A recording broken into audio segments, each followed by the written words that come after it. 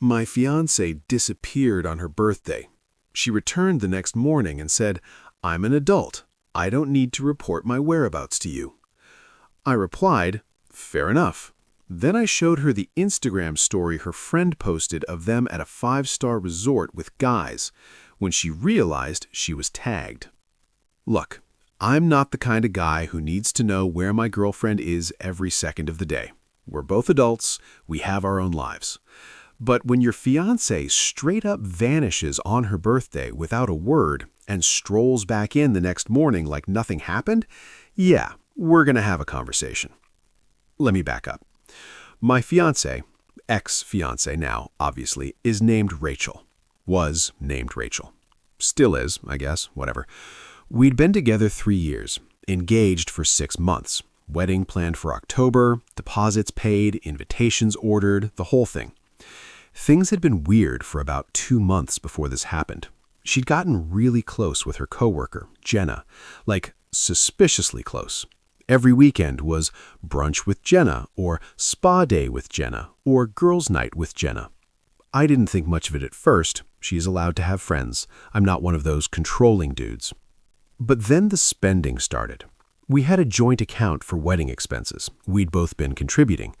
I put in about $18,000 over 6 months. She put in maybe $4,000.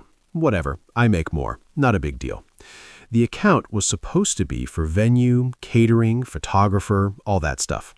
Except the balance kept dropping faster than it should. I check it every few weeks. We budgeted $35,000 for the wedding, should have had about $22,000 in there. Instead, we had $11,000. I asked Rachel about it. She said she'd been paying for wedding stuff, dress alterations, shoes, hair trial, makeup trial, bridesmaids' gifts. Okay, fine, reasonable expenses, but $11,000 in 2 months for that stuff? I pushed back. That seems high. Can you show me the receipts? I have them in a spreadsheet. I'll send it to you. When? This weekend. Weekend came and went, no spreadsheet. I asked again Monday. She said she forgot. Asked again Wednesday. She got defensive. Why are you interrogating me? You don't trust me with money? I just want to see where $11,000 went. And I told you I'll show you. Stop nagging me. Red flag. But I figured I'd wait for her birthday, then sit down and go through it together. Give her one more chance to be transparent. That conversation never happened. Then came her birthday, May 15th. She turned 28. I'd planned a nice dinner, made reservations at this Italian place she loves, bought her a necklace she'd been eyeing, nothing crazy, like $800. Wrapped it nice, had flowers delivered to her office. She seemed off all day, texting constantly, smiling at her phone. When I asked what was up, she said, "Nothing, just excited for tonight." We were supposed to meet at the restaurant at 7. I got there at 6:50, waited. 7 came and went. 7:15, 7:30. I texted her, "Where are you?" No response. Called, straight to voicemail. Called again, voicemail. By 8, I was worried, like genuinely concerned something had happened. I called her sister. Hadn't heard from her. Called her mom. Nothing. I called Jenna. "Oh, Rachel's fine. She's just having fun with us. She'll text you later." And she hung up. What? Having fun with us? It's her birthday dinner with me, her fiancé. I sat in that restaurant for another 20 minutes looking like an idiot before I paid for my water and left. Drove home. She wasn't there. Her car was still in the driveway, though, which was weird. I checked the house. Some of her stuff was gone. Overnight bag, makeup, the nice dress she bought last week. Okay, so she planned this. She didn't forget. She deliberately ditched me. I texted her again. "Rachel, I'm worried. Please let me know you're safe." Nothing. I tried calling Jenna again. Blocked. I didn't sleep. Spent the whole night alternating between worried and pissed. Mostly pissed. Around 8:30 the next morning, I heard a car pull up. Door open. Rachel walked in. She looked fine. Not hungover, not upset, just fine. Actually, she looked great. Hair done, makeup perfect, same dress from last night, but somehow I just stared at her. "Fair enough," I said. She blinked. "What?" "You're right. You're an adult. You don't owe me an explanation." "Oh, okay, good." She seemed surprised I wasn't pushing back. I'm going to shower. Before you do that, I found something interesting on Instagram. What? I'd actually found it at 3 a.m. when I couldn't sleep. I'd been scrolling through Instagram, checking if anyone had posted anything about Rachel, her friends, her coworkers, anyone. That's when I saw Jenna had posted a story. I don't even follow Jenna, but Rachel does, and I was looking at her following list, clicking through profiles. Jenna's story was posted at 11:17 the previous night. First slide, champagne glasses clinking, captioned, birthday behavior. Second slide, group shot in what looked like a hotel lobby. Fancy marble floors, crystal chandeliers. Rachel, front and center, huge smile. Third slide, the one that made my blood boil. A video of Rachel, Jenna, and 2 other girls at a bar, music playing, them dancing, drinks in hand, and 3 guys, well-dressed, confident. One of them, tall, dark hair, expensive watch, had his arm around Rachel's waist. She was laughing, leaning into him, her hand on his chest. The location tag? The Grandview Resort and Spa. And Rachel was tagged in it, at Rachel.Morrison. I screenshotted everything immediately. Stories only last 24 hours, and I needed proof in case she tried to deny it. Now I pulled out my phone, opened Instagram, pulled up the screenshots. This, I said, showing her the first image. She squinted at it. That's just... I swiped to the next one, the group shot. This. Her face was starting to change, going from defensive to concerned. I swiped to the video, hit play. She watched herself on screen, watched the guy's arm around her, watched herself looking like she was having the time of her life. Her face went white. When did you... This morning. Jenna posted it on her story around 11 p.m. last night. You're tagged in it, which means all your followers can see it, including me, including your mom, including everyone we sent save the dates to. Her hand went to her mouth. Oh my God.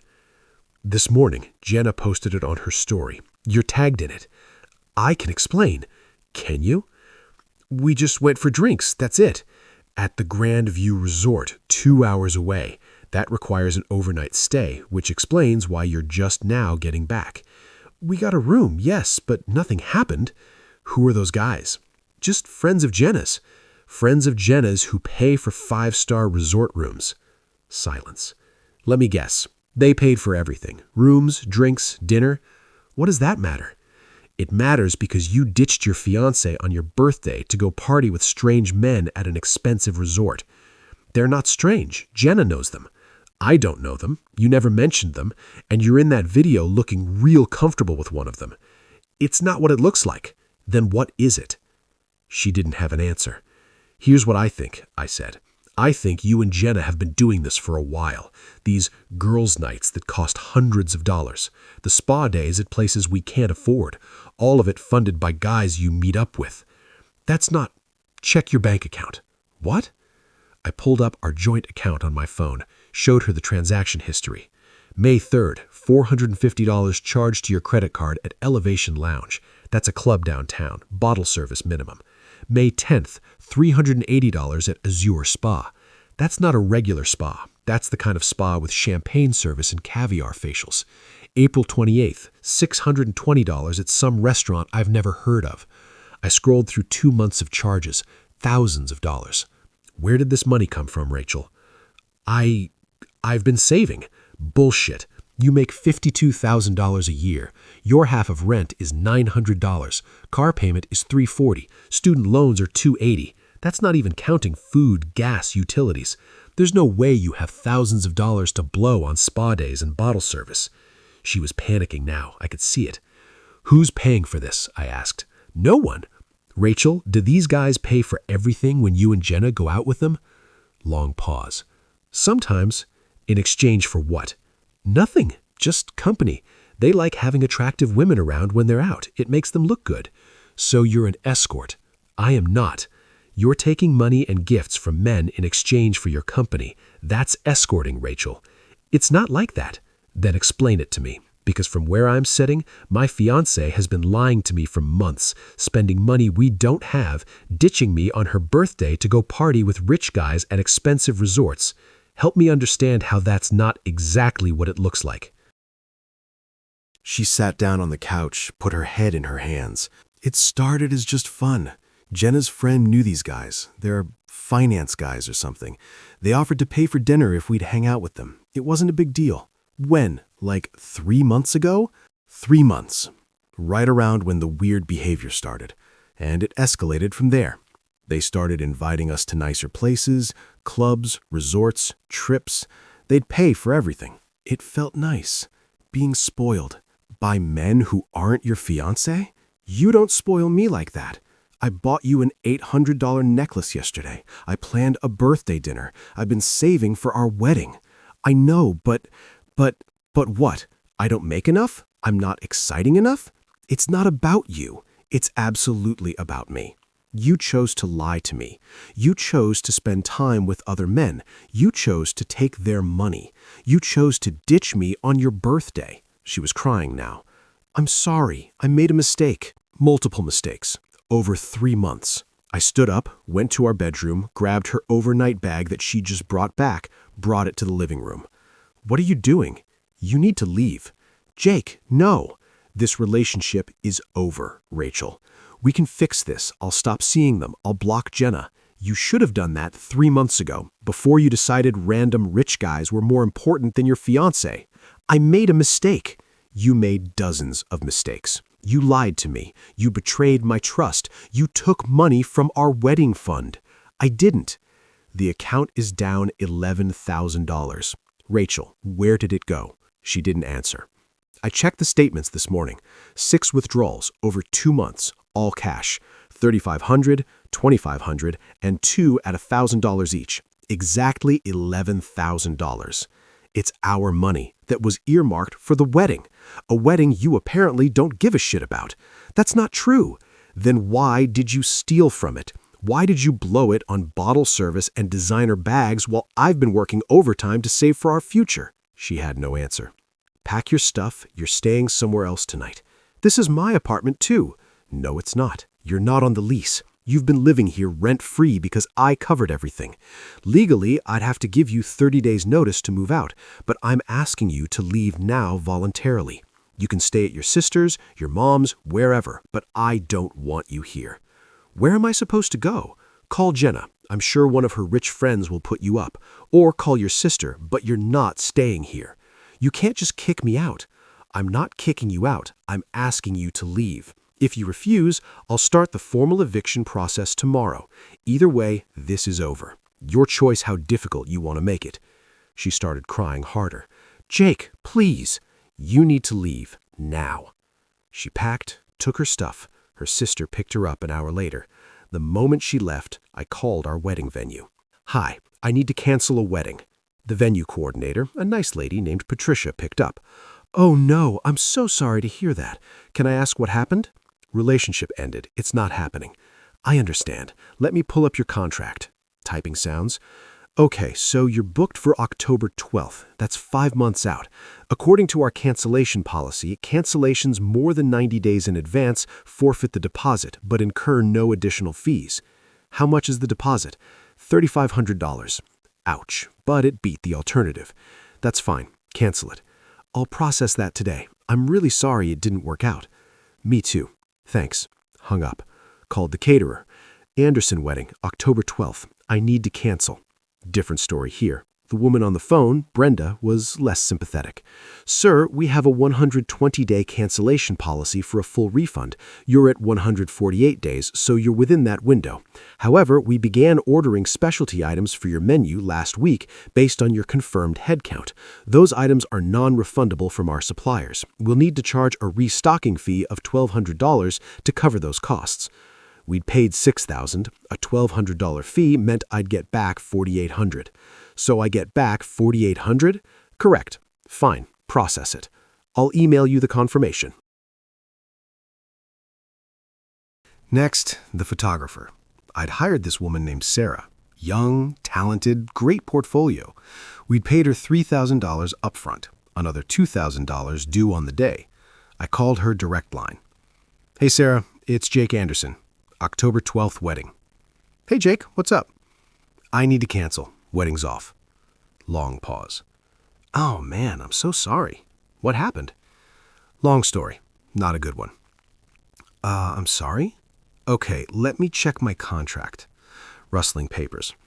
So you paid $3,000 as a retainer. Per my contract, I keep $500 as a booking fee for holding the date, but I can refund the rest. That works. Thank you. No problem. I'll send the refund by end of week. And hey, I hope you're doing okay. Getting there. Thanks. DJ was next. Guy named Lucas. He was super understanding. Dude, relationships are hard. No worries. I can refund everything. Haven't even started working on your playlist yet. Full refund. $1,500. Florist was trickier. She'd already ordered some of the flowers. Rare peonies or something Rachel wanted. Non-refundable from her supplier.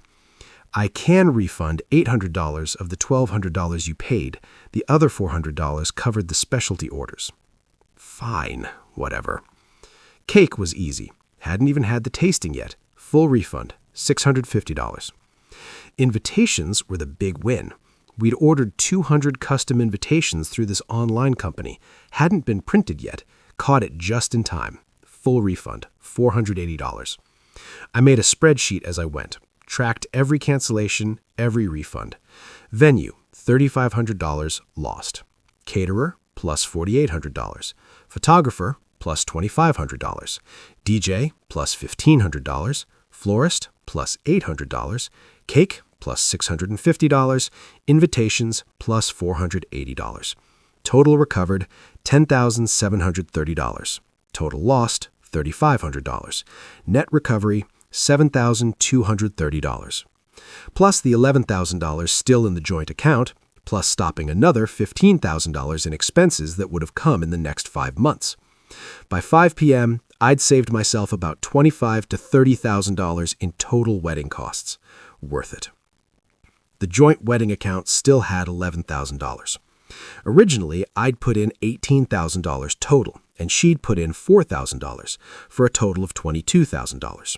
She'd stolen $11,000, leaving $11,000. I withdrew the remaining $11,000 and closed the account. Since I'd contributed $18,000 and only $11,000 remained, I'd effectively lost $7,000 of my contribution to her theft. Her $4,000 was completely gone, spent on her escort lifestyle. I kept the $11,000. Figured I'd earned it. Then I called my credit card company. Rachel had an authorized user card on my account. I canceled her card immediately and had a new primary card sent to me. Checked for any recent charges. Sure enough, $2,800 in charges over the past 2 weeks. Spa treatments, restaurants, shopping. I couldn't dispute them.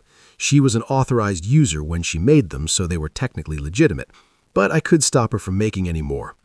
The $2,800 was gone. Another cost of this relationship. Whatever. Small price compared to what I could have lost. Changed the locks on my apartment. Her key didn't work anymore. Blocked her number, blocked her on all social media.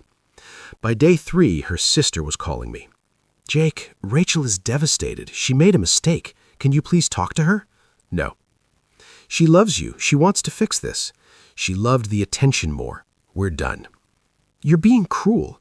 I'm being honest. She lied to me for 3 months. She stole from our wedding fund. She ditched me on her birthday to sleep over at a resort with random guys. There's nothing to fix. 2 weeks after that, I got a call from an unknown number. Figured it was Rachel using someone else's phone. Almost didn't answer, but something made me pick up. Is this Jake? Male voice, not one I recognized. Sounded nervous. Who's this? My name's Connor. I'm one of the guys from that resort weekend. Oh, this should be good. How'd you get my number? Rachel, Lucas had her in his phone. I got it from him. I wanted to reach out because I feel terrible about what happened. I didn't know Rachel was engaged. Jenna told us she was single. Jenna lied to you. Yeah, I figured that out after everything blew up. I heard Rachel had been engaged, but that it ended badly. Then I saw her last name in an old text and Googled you guys. Found some wedding website stuff before it got taken down. Put 2 and 2 together. Right. I just wanted to apologize. We had no idea. If we'd known, we never would have invited her. What exactly did you guys think was going on? Pause, like he was choosing his words carefully. Jenna pitched it as like professional companionship. Her and her friends are fun, attractive, good conversationalists. We're busy guys who don't have time to date seriously, but like having company when we go out. We pay for nice dinners and trips. They hang out with us. Everyone has a good time. No expectations beyond that. That's escorting. I mean, legally, no. There's no transaction of sex for money. It's just paying for someone's company. Semantics, maybe, but it's a thing, more common than you'd think. And you didn't think it was weird that these women needed money to hang out with you? Honestly, no. We're not relationship material. We work 80-hour weeks. We travel constantly. We're not looking for girlfriends, but we like going to nice places and having fun people around. It's mutually beneficial. Sure. Look, I'm not trying to justify it. I'm just explaining how Jenna framed it. She said all the girls were single, unattached, just having fun. Did Rachel sleep with any of you? Long pause. Not me, but someone. Another pause. I think maybe. I'm not sure. She and my buddy Lucas left the bar together that night at the resort around midnight, went back to his room. I didn't see her again until the next morning at breakfast. There it is. What was she like, Rachel? Yeah, she seemed, conflicted, like she was having fun but felt guilty about it. She kept checking her phone, texting someone. When Jenna posted that Instagram story, Rachel freaked out, made her delete it, but I guess it was too late by then. Yeah, I'd already screenshot it. Smart. For what it's worth, Lucas felt like shit when he found out about you. He ended things with her immediately, blocked her number and everything. Good for Lucas. I know this doesn't change anything, but I wanted you to know we're not homewreckers. We had no idea. I believe you. Thanks for calling. I'm really sorry, man, for whatever it's worth. Not your fault. You didn't know. I hung up. So she did cheat. Not that it mattered at that point. We were already done. But it was nice to have confirmation that my gut was right. 3 weeks later, I heard from a mutual friend that Rachel had moved in with her mom. She'd quit her job. Turns out she couldn't afford to stay in the city without my rent subsidy and her sugar baby income. Jenna had cut her off after the whole thing imploded. The finance bros wanted nothing to do with her once they found out she'd lied about being single. Turns out they had some ethics. Weird. Last I heard, she was trying to get her old college boyfriend back. Good luck with that. As for me, I kept the apartment, kept the ring. She never asked for it back, and I wasn't offering. Sold it. Got back about 60% of what I paid. Used it to take a trip to Japan. Always wanted to go. About a year later, I met someone new, Elena. She's a teacher, pays her own way, communicates like an adult, doesn't disappear to resorts with random men. We've been together 8 months now. It's good. I told her about Rachel early on. She asked if I had trust issues. I said I had pattern recognition. She laughed, said that was fair. Rachel chose attention over loyalty, expensive dinners over honesty, strangers over her fiancé. When she got caught, she tried to make it seem like I was the problem. But here's the thing about being an adult who doesn't need to report their whereabouts. Adults also deal with consequences. Rachel lost everything. I dodged a bullet. I'll take that trade.